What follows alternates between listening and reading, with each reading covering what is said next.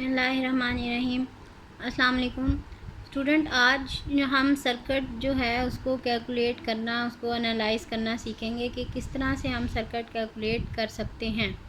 एक complex network है जिसमें 3 बैटरीज़ लगी हुई हैं और 3 रेजिस्टेंसेस लगी हुई हैं। हम ये एग्जांपल सॉल्व करते हैं और देखते हैं कि किस तरह से हम सर्किट जो है उसको हम उसकी इक्वेशन पहले बनाना सीखेंगे। कि सबसे पहले उसकी इक्वेशन बनाएंगे, उसको सॉल्व करके, और फिर हम उस इक्वेशन में वैल्यूज़ पुट करेंगे और करंट की वैल्यू जो है वो फाइंड आउट करेंगे। उससे पहले हम ये देख लें कि हमें जो है कौन से पॉइंट जो है वो नेसेसरी हैं टू फाइंड द इक्वेशन। ठीक है, इस सर्किट को कैलकुलेट करने के लिए इसकी वैल्यू जो है, अगर इसमें बैटरी लगी है, ईएमएफ का सोर्स लगा हुआ है, उसको कैलकुलेट करने के लिए, और रेजिस्टेंस लगी है उसको कैलकुलेट करने के लिए हमें क्या पॉइंट्स जो हैं वो ज़रूरी हैं जिनको हमें जहन में रखना है। ठीक है, तो ये points, these are very important point student, you should underline this and you should learn it. कि अगर सोर्स ईएमएफ का जो सोर्स हम उसको कैलकुलेट कर रहे हैं सर्किट में, वो ट्रेवर्स कर रहा है। If a source of EMF is traversed from negative to positive terminal, the potential change is positive, it is negative in opposite direction. ठीक है, कि अगर हमारे पास जो ईएमएफ का सोर्स है वो नेगेटिव से पॉजिटिव टर्मिनल की तरफ जा रहा है, तो पोटेंशियल चेंज जो है वो पॉजिटिव होगी।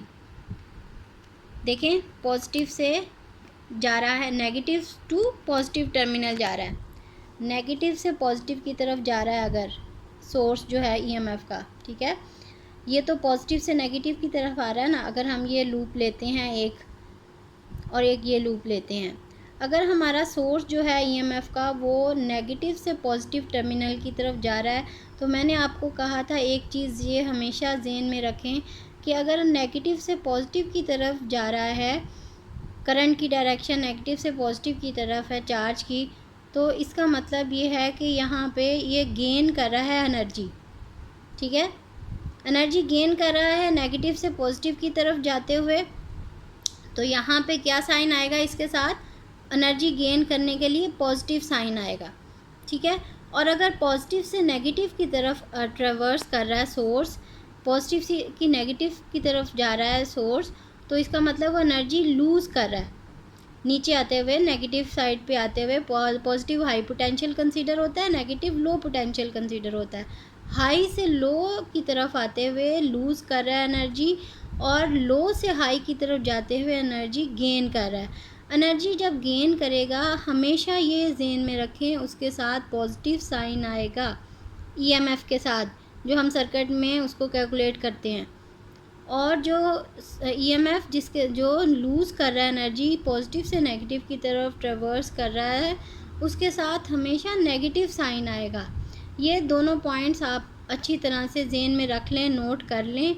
These are very important point for your circuit analysis, for your calculation. अगर आपको ये सर्किट समझ आ जाता है कि आपने इसको कैसे सॉल्व करना है, तो आपकी जो एक्सरसाइज के जो प्रॉब्लम्स हैं, आपकी बैक पे जो एक्सरसाइज की चैप्टर की बैक में दिया हुआ है, वो आप इजीली कैलकुलेट कर सकेंगे। ठीक है, तो आप ये अच्छी तरह से अंडरस्टैंड कर लें कि हमने ये सर्किट जो है उसको कैलकुलेट करना है, तो उसमें कौन से पॉइंट जो हैं वो जहन में रखने हैं। एक तो मैंने आपको ये बता दिया कि ईएमएफ का सोर्स अगर ट्रेवर्स कर रहा है from negative to positive terminal, potential change जो है वो पॉजिटिव होगी, उसके साथ पॉजिटिव साइन आएगा। It is negative in opposite direction.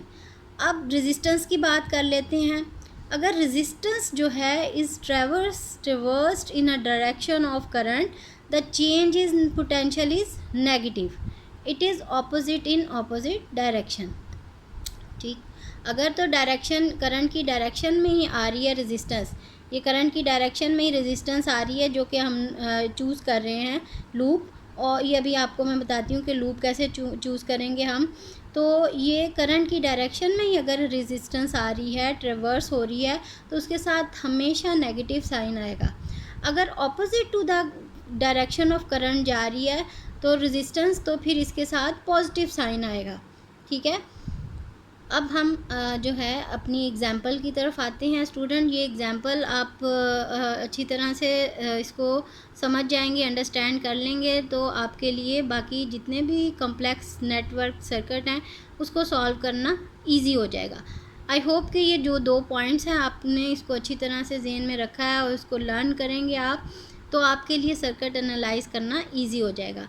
अब हम इसको सर्किट जो है इसको एनालाइज करेंगे, तो हम इसकी 2 इक्वेशन बनाएंगे। ठीक है, मैं आपको इक्वेशन बनाना सिखाती हूँ कि कैसे बनाएंगे, फिर उसमें वैल्यूज़ पुट करके और उसकी करंट की वैल्यूज़ जो है वो आप खुद निकालेंगे और फिर मुझे बताएंगे कि आपने इसको अच्छी तरह से आपको अंडरस्टैंड हुआ है कि नहीं। क्योंकि ये सॉल्व एग्जाम्पल है, ये सारा कुछ इसमें सॉल्व हुआ है।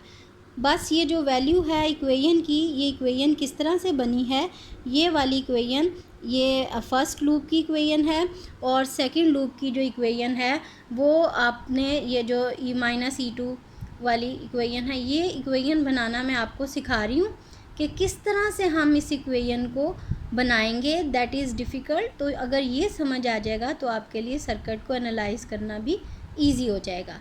और फिर उसके बाद इसमें जस्ट आपने वैल्यूज़ पुट करनी है और वैल्यूज़ गिवन है। ठीक है, और आपने I1 और I2 की वैल्यू कैलकुलेट करनी है, तो आपको आंसर आ जाएगा। ठीक है, तो स्टूडेंट क्या है हमारी example, calculate the current in the 3 resistances of the circuit. हमने करंट की वैल्यू नोट करनी है। ये हमारे पास ये 3 रेजिस्टेंस R1, R2, R3। ठीक है, ये 3 रेजिस्टेंस हैं, इसके क्रॉस हमने करंट की वैल्यू मालूम करनी है।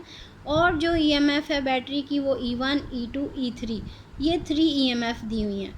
सबसे पहले जब आपने सर्किट को कैलकुलेट करना है तो आपने लूप चूज़ करना है। ठीक है, चॉइस ऑफ लूप जो है वो आर्बिट्रेरी है, कोई सा भी आप लूप जो है क्लॉकवाइज या एंटी क्लॉकवाइज जो है वो चूज़ कर सकते हैं, और कोई सा भी आप किसी भी डायरेक्शन में आप ले सकते हैं। चाहे आप यहाँ से ABCD शुरू कर लें या यहाँ से ABCD शुरू कर लें, लेकिन हम जो सपोज़ करते हैं कि जो ग्रेटर है बैटरी की वैल्यू, वहाँ से हम लूप को स्टार्ट करते हैं। सपोज़ ये जो देखें यहाँ पे दी भी हुई है, वैल्यूज़ दी हुई है।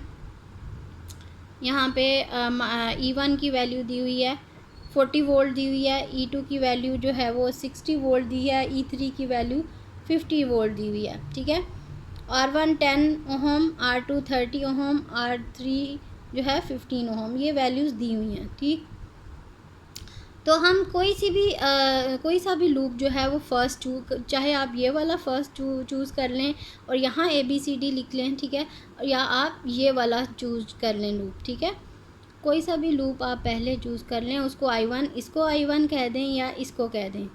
हम क्या कर रहे हैं, हम इसको जो है चूज़ कर रहे हैं ABCDEF, ये हमने नाम रख लिए। ये भी आर्बिट्रेरी हैं, आप अपने हिसाब से इसको कैलकुलेट कर सकते हैं। ठीक है, अब ये लूप जो है, चॉइस ऑफ लूप जो है वो आर्बिट्रेरी है, लेकिन रेजिस्टेंस हर एक लूप में एक दफ़ा आनी चाहिए, शामिल होनी चाहिए। ठीक है, ये हमने 2 लूप चूज़ कर ली हैं, ABCDA,